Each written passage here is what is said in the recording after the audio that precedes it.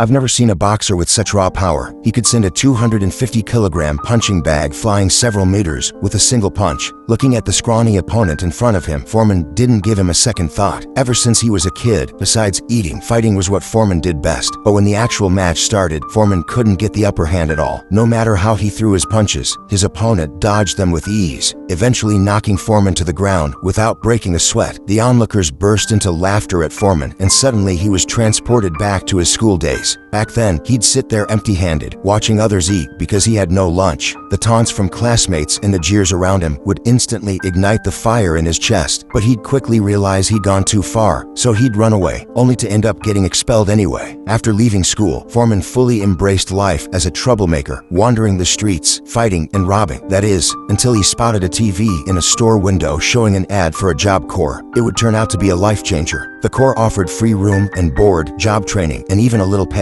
Foreman's heart raced. This could mean his little sisters would never go hungry again, and he could finally help his mom carry the load. So he signed up. On his first day, he almost got into a fight over a bet. Years of being mocked and looked down on had made him quick to anger, but when he opened his bag, there was a new pair of shoes his mom had bought him, along with a note. She hoped he'd leave his old, messed up self behind and start fresh. Foreman vowed to change. He threw himself into learning the skills, but his clumsiness made him a target for jokes. Still, he bit back his anger. Then one day, he returned to his dorm to find his mom's shoes gone. That pushed him over the edge. He kept an eye out for days, and finally spotted someone in the cafeteria wearing the exact same pair. The guy took one look at Foreman and bolted, guilt written all over his face. Foreman chased him back to the dorms, where the thief locked himself in a room. Without hesitation, Foreman smashed the door down with one punch, grabbed the guy, and pinned him against the window, ready to toss him out. Just in time, the Corps director stepped in. Foreman tried to explain the theft, but the director wasn't having it. "Either we charge you with destroying public property and send you to jail, or you're out of here," he said, dragging Foreman to the car. Panic set in. This Corps was his last shot. If he blew it, his mom would be heartbroken. It was his only chance to turn things around. He begged the director for another shot. The director saw how sincere he was and remembered that Foreman had just punched through a door. He changed his mind, turned the car around, and drove Foreman to the boxing gym. Sure, Foreman had brute strength and he'd scrapped on the streets for years, but against a real boxer, he didn't stand a chance. He got knocked out cold in seconds. Furious, he stormed off the ring and took it out on a punching bag, sending that 250-kilogram sack flying with one hit. The director smiled, seeing what he'd suspected. Foreman was a natural. He just needed training. "Stick with me," he told Foreman, and that's how it all began.